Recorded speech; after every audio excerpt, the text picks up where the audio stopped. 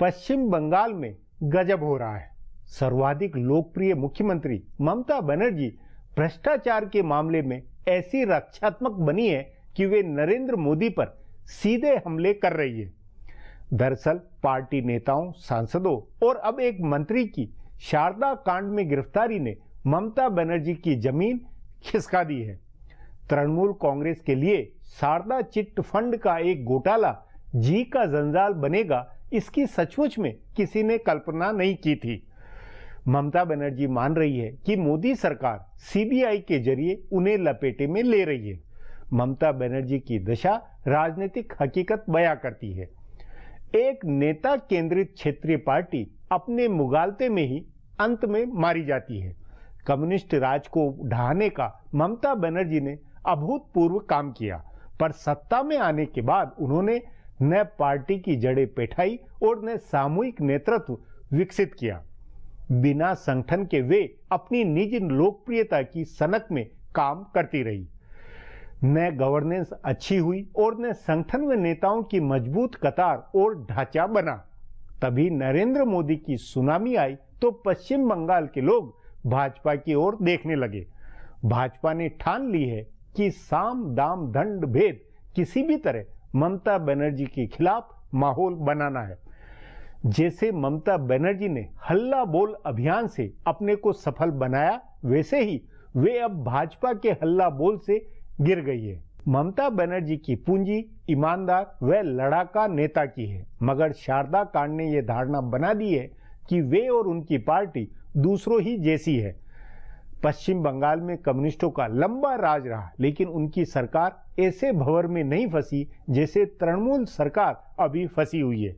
इस पर चर्चा के लिए आज मेरे साथ वरिष्ठ पत्रकार जयंत घोषाल हैं। जयंत जी, ममता बनर्जी ने मदन मित्रा की गिरफ्तारी के बाद जिस तरह के रिएक्शन दिए हैं, प्रधानमंत्री नरेंद्र मोदी को लेकर भी जो कुछ कहा है, क्या उससे ये नहीं लगता कि उनके अंदर कुछ खौफ है, कुछ उन्हें अपनी भी चिंता कुछ हो गई है? देखिए, अभी ममता बनर्जी जो कर रही हैं, ममता बनर्जी के सरकार और ममता बनर्जी के पार्टी जो कर रहे हैं, मुझे लगता है कि इनकी स्ट्रैटेजी है कि offence is the best way of defence. मतलब वो एक एक करके विकेट डाउन हो रहा है। और सीबीआई इन्वेस्टिगेशन जो हो रहा है, आप अगर कहें कि सीबीआई पॉलिटिकली मोटिवेटेड, तो ममता बनर्जी खुद एज ऑपोजिशन लीडर बार बार सीबीआई के मांग किए थे, सीबीआई इन्वेस्टिगेशन हुई थी। तो उस समय जब सीबीआई सीपीएम के खिलाफ किया था काम, उस समय सीबीआई अच्छा था, और आज सीबीआई तृणमूल के खिलाफ कर रहा है, इसीलिए सीबीआई खराब है। तो ये जो बैड सीबीआई और गुड सीबीआई का थ्योरी, ये आम जनता के मतलब पास वो इतना क्रेडिबिलिटी जो है उसका सवाल उठ रहा है। नहीं तो इसमें तो इसीलिए अभी क्या है, सेंटर के खिलाफ इशू को डाइवर्शन टैक्टिक्स करके दिल्ली में लाके, अगर जरूरत पड़े, ममता बनर्जी ये भी कह रहे हैं कि प्राइम मिनिस्टर के घर के सामने चीफ मिनिस्टर धरना देंगे। तो ये तो कभी हम हिंदुस्तान में देखे नहीं है ना? नहीं, लेकिन इतना एक्सट्रीम पे जाने का क्या अर्थ है? क्या मतलब, क्यों ममता बनर्जी इतनी एकदम आक्रामक है, या इतना क्यों है ये सब कुछ? देखिए, दो कारण है। एक कारण है कि पश्चिम बंगाल में अभी चुनाव का सिलसिला शुरू हुआ है। आप मान के चलिए 2015 चुनाव का वर्ष है। कैलकाटा कॉरपोरेशन का बहुत बड़ा चुनाव है, और कैलकाटा कॉरपोरेशन जैसे मुंबई का कॉरपोरेशन, एक कॉरपोरेशन के चुनाव में पूरा अर्बन माइंडसेट पता चल जाता है। और कॉरपोरेशन अभी एडेड एरिया भी है, डिफरेंट डिस्ट्रिक्ट का भी अभी इंटरवेंशन हो गया है वो डिलिमिटेशन के कारण। तो कैलकाटा कॉरपोरेशन का चुनाव आपको मई महीने के पहले करना पड़ेगा, जो अभी तक ममता ने अनाउंस नहीं किए हैं कि कब किया जाएगा। और उसके बाद तुरंत असेंबली इलेक्शन आ रहा है, और कम से कम 80 म्यूनिसिपैलिटीज है पूरी पश्चिम बंगाल में। तो ये जो इलेक्शन ईयर है, ममता बनर्जी के पास 30% मुस्लिम वोट बैंक है। 30% से थोड़ा कम, लेकिन लगभग 30%। तो 30% जो माइनॉरिटी है, मुस्लिम माइनॉरिटी है, जिसमें उर्दू स्पीकिंग है, बंगाली स्पीकिंग है। उर्दू स्पीकिंग खासकर कलकत्ता में, बंगाली स्पीकिंग बंगाल में।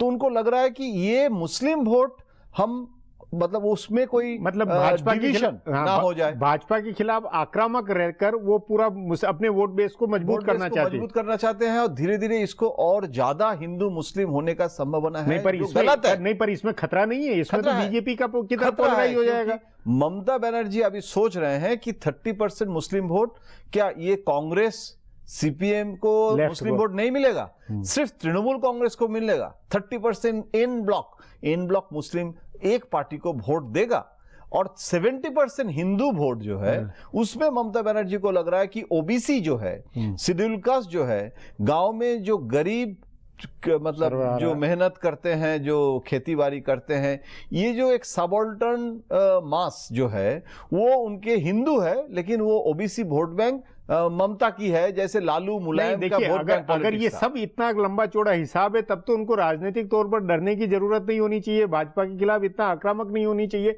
या ये वो मान रही है कि भाजपा सचमुच में बहुत एग्रेसिव है? बहुत अच्छा सवाल है, क्योंकि पहले भाजपा पश्चिम बंगाल में कुछ नहीं था।